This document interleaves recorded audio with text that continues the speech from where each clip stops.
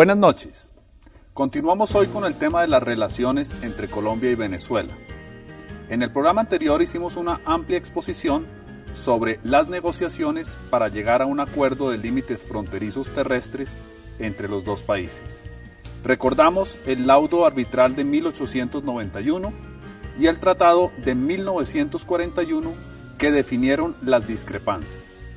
Recordamos también el problema del archipiélago de los monjes, episodio que nos remitió al conflicto del diferendo de las aguas marinas y submarinas, tema que trataremos el día de hoy. La primera conferencia del mar se sucedió en Ginebra en 1951 y ahí se aprobó la línea media y Colombia vino a tener satisfacción en cuanto a sus medidas marítimas, pero no así Venezuela. Venezuela ha seguido en una actitud muy curiosa, que es que no tiene la tesis presente, que tiene que estudiarla, y eso puede durar indefinidamente. El tema de la delimitación de las plataformas submarinas de los dos países comienza al terminar el litigio de los monjes. Fue el canciller venezolano Aureliano Otáñez en 1954 quien le transmitió la primera inquietud al embajador de Colombia en Caracas, Francisco Urrutia, sobre los límites submarinos.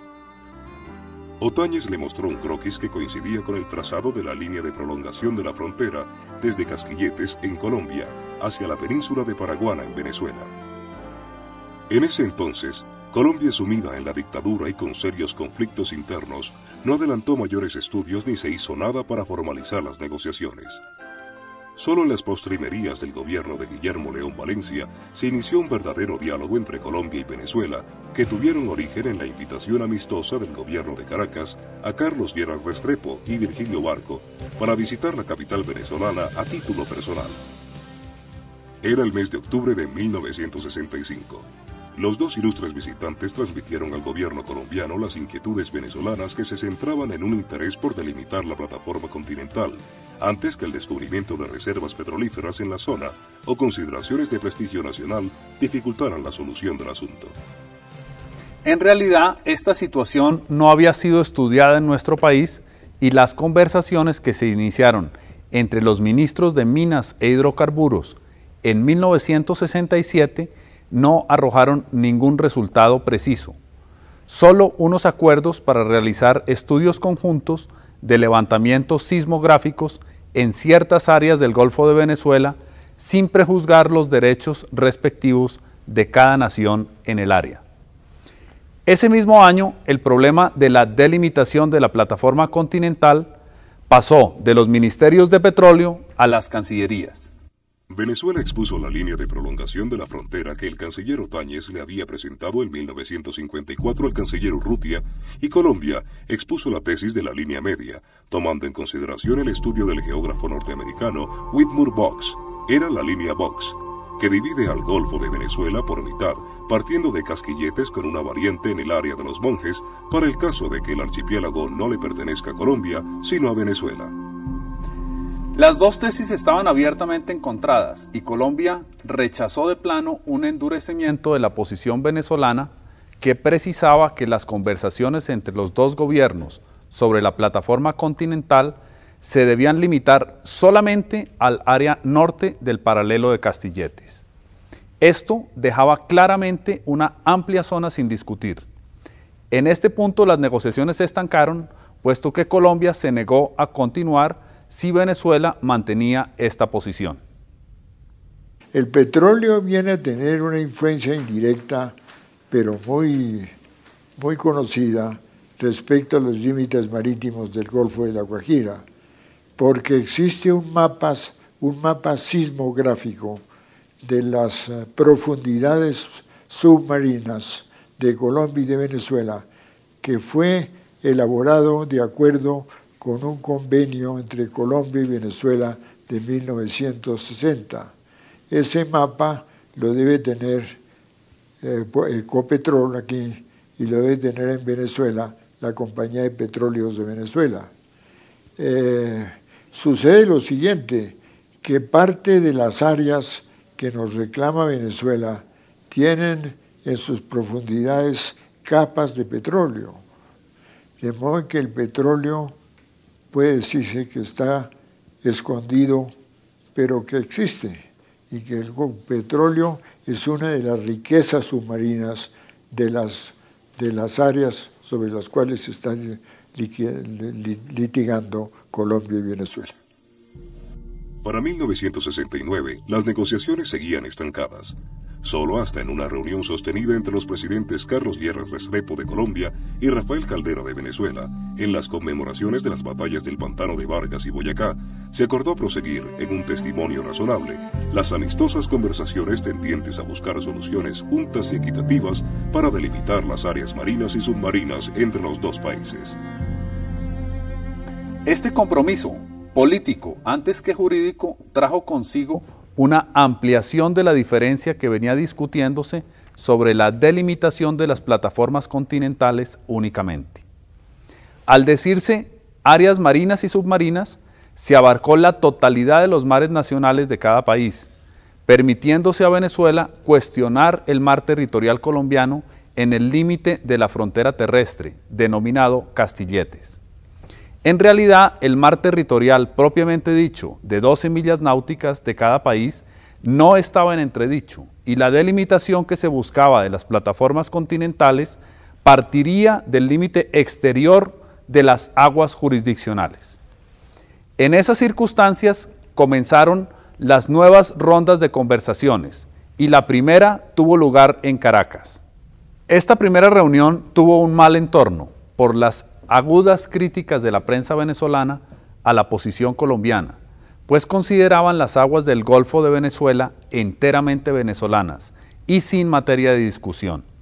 Estas críticas y presiones recayeron sobre el entonces presidente Rafael Caldera, quien situó de ahí en adelante el problema de las zonas marítimas en términos mucho más difíciles para nosotros. Continuaron así una serie de conversaciones sin ningún resultado, pues las dos posiciones seguían siendo totalmente diferentes. A esta situación se sumó el caso de la nave colombiana La Aventurera, apresada por naves venezolanas en aguas libres del Golfo. Esta clase de incidentes se hicieron frecuentes y las notas para reclamar nuestro derecho de navegación y la pesca en zonas marítimas ubicadas fuera de las aguas territoriales de Venezuela se repitieron, no una sino varias veces entre 1970 y 1973. Existía un propósito del país vecino de hacer imposible la navegación y la pesca para las naves de bandera colombiana, dentro de una visible presión para olvidar nuestros derechos en el Golfo. No era fácil adelantar negociaciones directas con Venezuela en ese ambiente. Los negociadores venezolanos endurecían su posición para sostener la línea de prolongación de la frontera, alimentados por el nacionalismo y por la posición de la prensa venezolana orientada por el senador Miguel Ángel Capriles. Esta posición llevó a decir en una oportunidad al embajador colombiano en Caracas, Germán Sea, que aquí no habrá diálogo sino monólogo. El ex canciller Sea pues tuvo conversaciones con los delegados venezolanos durante 3 años, y durante esos 3 años se vino a discutir sobre la localización de los monjes y además sobre la distancia existente entre los monjes y La Guajira, y se verificó que esa distancia era inferior a los 21 kilómetros de la línea de frontera, que eran a 19, y por tanto Colombia no podía alegar una línea media alrededor de los monjes, porque eso era dar parte de su mar territorial a Venezuela. Y Venezuela no quería aceptar ninguna medida que no fuera la plena soberanía de los monjes. Todo eso hizo que el canciller Sea no quisiera negociar más, hasta que dijo: yo no negocio más.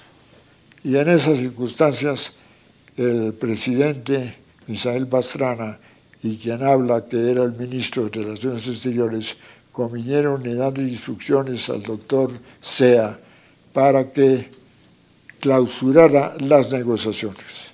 Clausurar las negociaciones, entonces vino una actitud de Venezuela que fue una actitud increíble, que fue decir, esas negociaciones no necesitan romperse, no hay motivo ninguno para romperlas, porque siempre hay motivo para negociar. Dijimos, pero ¿cómo vamos a negociar si hemos durado 3 años buscando toda clase de alternativas y no nos acuerdan nada? Fue después, durante la celebración del sesquicentenario de la histórica batalla de Maracaibo, cuando se produjo un nuevo acercamiento en las negociaciones entre los dos países sobre sus zonas marinas. Los entonces presidentes Misael Pastrana y Rafael Caldera acordaron llevar las conversaciones a nivel de cancillerías. El mandatario venezolano declaró estar dispuesto a llegar a un arreglo. Pastrana, por su lado, reafirmó los buenos deseos de Colombia para agotar todo camino de entendimiento sin modificar la posición jurídica expuesta en las últimas notas enviadas. De esta manera, quedaban los dos cancilleres de Colombia y Venezuela encargados de buscar el resultado hasta entonces imposible. Los cancilleres por Colombia, Alfredo Vázquez Carrizosa, y por Venezuela, Aristides Calvani, acordaron que el arreglo debería abarcar 3 temas. Primero, la demarcación propiamente dicha de las áreas marinas y submarinas de cada país, cuestión fundamental de cuya solución dependían los otros aspectos del problema. Segundo, un convenio adicional sobre pesca y navegación en el Golfo de Venezuela y en las zonas colindantes, de manera que permitiera eliminar cualquier incidente. Tercero, el nuevo aspecto de la exploración y explotación de las áreas submarinas disputadas. Este tercer punto admitía la realidad del interés económico transparente detrás de la tesis jurídica y permitía el trazado de las líneas divisorias de las áreas marinas y submarinas sin que ninguno de los dos países ganara una ventaja sobre el otro en lo que podría ser una eventual riqueza futura de petróleo en la zona. Esta propuesta quedó expuesta ya a la espera de las elecciones presidenciales en Venezuela. Carlos Andrés Pérez fue elegido presidente del vecino país y renació una nueva esperanza para Colombia en torno al diferendo. Tenemos una controversia en el Golfo que hemos aceptado, que es sobre la delimitación de áreas marinas y submarinas en el Golfo de Venezuela, donde estamos aceptando que hay otro derechante en el Golfo, porque de lo contrario no hubiéramos aceptado la querella. Esto se inició, digamos, de la forma más oficial en el gobierno del presidente Caldera, cuando se sostuvieron las conversaciones de Roma, que la respaldamos también todos los partidos políticos, para delimitar las áreas marinas y submarinas en el Golfo, donde aceptamos que hay otro Estado con derechos en el Golfo, y lo que hemos estado discutiendo son esos derechos que desde luego, si más de las 4/5 partes del Golfo es absolutamente venezolano, sin reclamo de ninguna naturaleza, pues sobre esa base hemos tenido las negociaciones. Negociaciones que hemos orientado ahora mediante un acuerdo entre los gobiernos de Venezuela y Colombia de nombrar altos comisionados, 3 por Venezuela y 3 por Colombia, que sobre estas bases generales delineadas por nuestro país discuten el problema en el Golfo. Carlos Andrés Pérez tenía sobre él la presión del partido de oposición, pero su decisión era buscar una solución al problema del Golfo. Pero aclaraba que cualquier acuerdo debería ser aprobado por las Fuerzas Armadas venezolanas.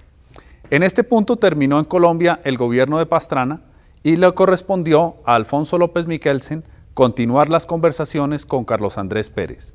Estaban en el aire 3 cuestiones para resolver. Primero, las 12 millas al sur de los Monjes para Venezuela a cambio de la exploración y explotación conjunta del subsuelo en esta área de posibles yacimientos petrolíferos en la proporción del 50% para cada país. Segundo, igual situación en el triángulo que Colombia podría ceder al sur del paralelo de Castilletes. Tercero, el régimen de exploración y explotación en el centro del Golfo al norte del paralelo de Castilletes. En su discurso de posesión ante el Congreso de la República, López Michelsen hizo amplias referencias al asunto de las áreas marinas y submarinas, sin hacer ninguna discrepancia con el gobierno anterior. Sin embargo, una alusión al Golfo de Coquibacoa, en lugar de llamarlo Golfo de Venezuela, causó escozor en los medios políticos de Caracas, porque en esas dos palabras estaba la tesis colombiana de las aguas libres de esta zona. Luego de distintas propuestas de parte y parte, ninguna aprobada, el presidente colombiano propuso una solución al diferendo basada en el condominio de los dos países sobre el Golfo, declarado bahía histórica de ambos y explotado de manera conjunta, sobre una delimitación de las aguas proporcional a las costas respectivas. El 5 de enero de 1976, Carlos Andrés Pérez hace una consulta a los partidos venezolanos sobre la explotación conjunta de las aguas en cuestión.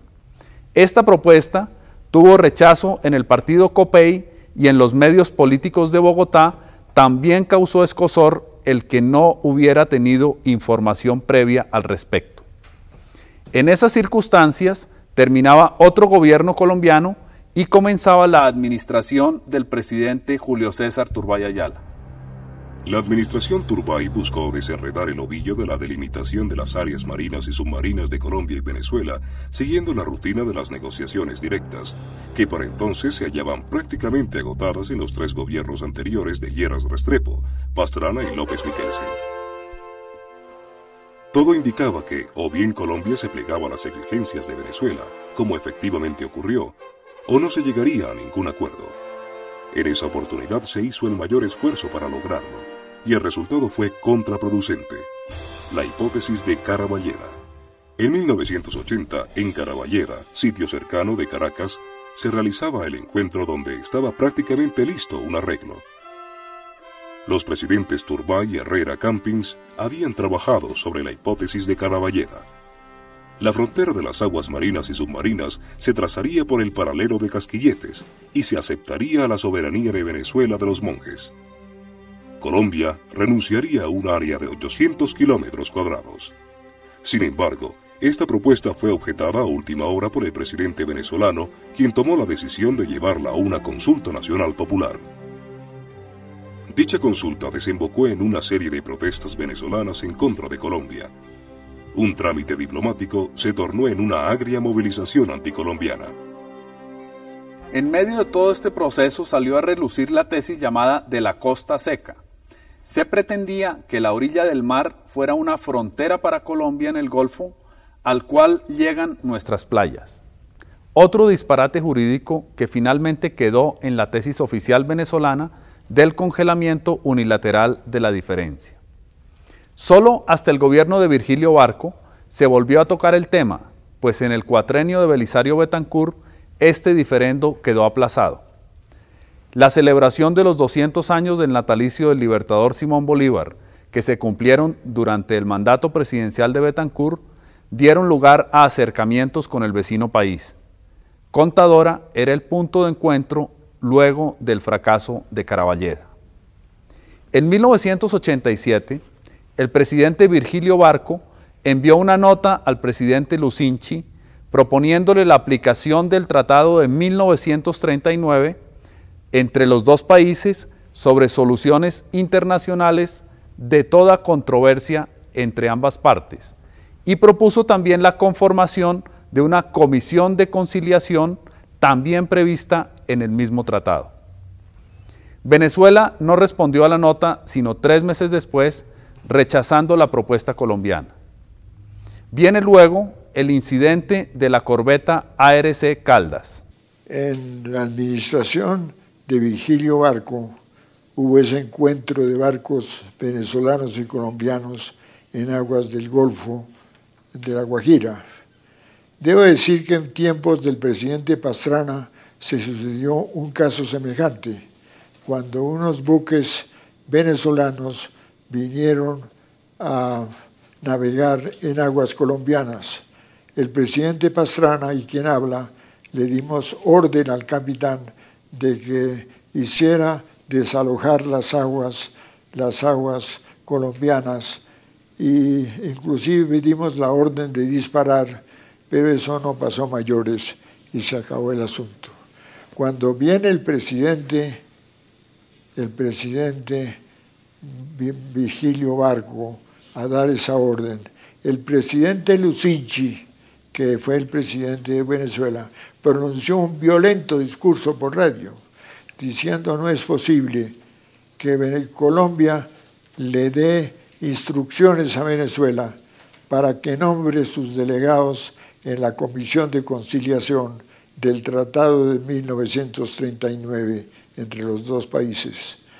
El presidente Vigilio Barco retrocedió, no continuó lo que podría llamarse el encuentro marítimo de las dos naciones y resolvió entrar en negociaciones directas que datan del año 1989-90 hasta la fecha, porque Venezuela no se ha pronunciado en ningún sentido. Y Venezuela sigue pensando cuál va a ser su frontera.